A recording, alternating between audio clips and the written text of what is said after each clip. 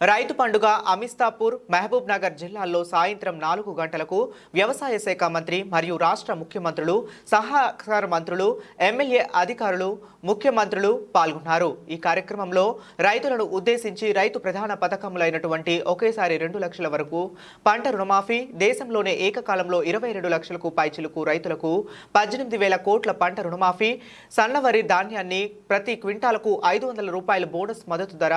దేశంలోనే ప్రథమ ఈ ప్రభుత్వం రైతు ప్రభుత్వమని, రైతును రాజు చేయటమే ప్రభుత్వం యొక్క ముఖ్య లక్ష్యమని ముఖ్యమంత్రి ఏ రేవంత్ రెడ్డి పేర్కొన్నారు। ఈ కార్యక్రమాన్ని ఖానాపూర్ మండలంలోని స్థానిక రైతు వేదికలో ఉన్నటువంటి ప్రత్యక్ష దూరదృశ్య శ్రవణము ప్రత్యక్ష వీడియో కాన్ఫరెన్స్ ఈ కార్యక్రమానికి Narsampet market committee vice chairman Sakhamuri Haribabu, మండల వ్యవసాయ శాఖ అధికారి శ్రీనివాస్, ఎస్ఐ రఘుపతి, ఏఈఓలు, horticulture, oil farm field consultant Karthik, అభ్యుదయ రైతులు ఎడ్ల జగన్మోహన్ రెడ్డి, వెంకట ప్రసాద్, ముఖేష్, విజయకర్రావు రైతులు హాజరై తిలకించారు।